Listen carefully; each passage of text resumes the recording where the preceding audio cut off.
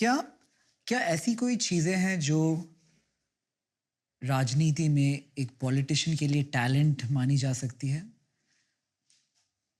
जैसे कि एंटरप्रेन्योरशिप में जब कोई कंपनी स्टार्ट कर रहा है, उसके लिए इन्हेरेंटली 3-4 टैलेंट्स चाहिए होते हैं। जैसे कि कोई अच्छे मार्केटिंग करे, कोई अच्छा सेल्स करे, कोई अच्छा टेक्नोलॉजी में हो जो प्रोडक्ट डेवलप करे।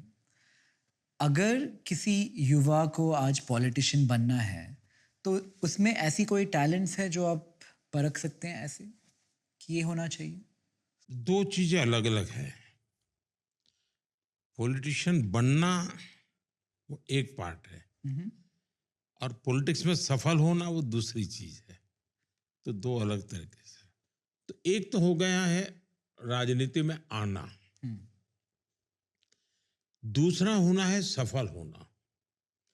मैं मानता हूं कि उसके लिए तो आपका एक डेडिकेशन चाहिए, कमिटमेंट चाहिए, जनता के सुख दुख के आप साथी होने चाहिए। आप एक्चुअली अच्छे टीम प्लेयर होने चाहिए।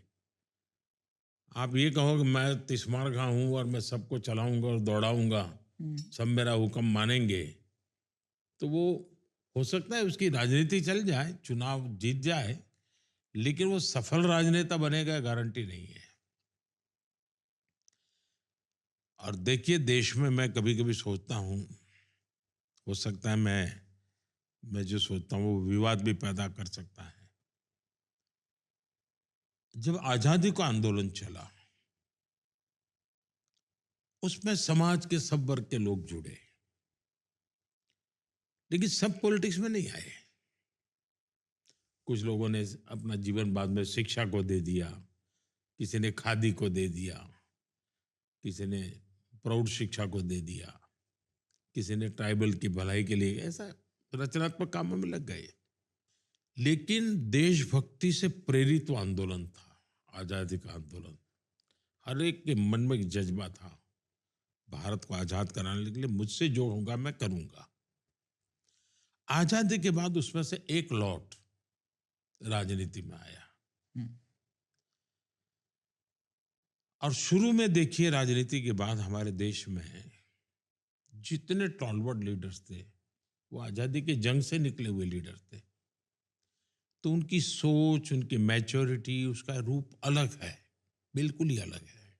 हुँ, इनकी बातें, उनकी बिहेवियर की जो चीजें सुनने को मिलती है, उसमें एक बहुत ही समाज के प्रति अतिशय समर्पण भाव।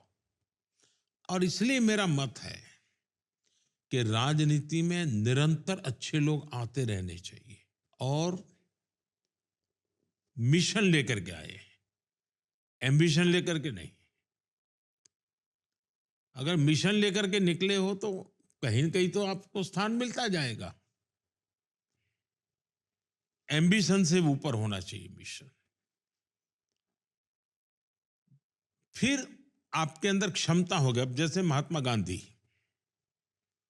आज के युग के नेता की जो आप परिभाषा देखते हैं, तो उसमें महात्मा जी कहाँ फिट होते हैं? पर्सनालिटी वाइज शरीर दुबला पतला सा, ऑरेटरी न के बराबर थी। तो उस हिसाब से देखे तो भाई वो लीडर बन ही नहीं सकते थे। तो क्या कारण था? तो जीवन बोलता था। और ये जो ताकत थी, उसने इस व्यक्ति को पीछे पूरे देश को खड़ा कर दिया था। और इसलिए ये जो आजकल ये जो बड़े प्रोफेशनल कैटेगरी में पॉलिटिशियन का रूप देखा जा रहा है, लच्छादार भाषण करने वाला होना चाहिए, ये कुछ दिन चल जाता है, तालियां बज जाती हैं, लेकिन अल्टीमेटली तो जीवन काम करता है। और दूसरा मेरा मत है कि भाषण कला, ऑरेटरी, उससे भी ज्यादा महत्वपूर्ण है कम्युनिकेशन। आप कम्युनिकेट कैसे करते हैं? अब देखिए महात्मा गांधी हाथ में अपने से भी ऊंचा डंडा रखते थे, लेकिन अहिंसा की वकालत करते थे। बहुत बड़ा कॉन्ट्रास्ट था, लेकिन कम्युनिकेट करते थे। महात्मा जी ने कभी टोपी नहीं पहनी, लेकिन दुनिया गांधी टोपी पहनती थी। कम्युनिकेशन की ताकत थी। महात्मा गांधी का राजनीति क्षेत्र था, पॉलिटिक्स था, लेकिन राज्य व्यवस्था नहीं थी।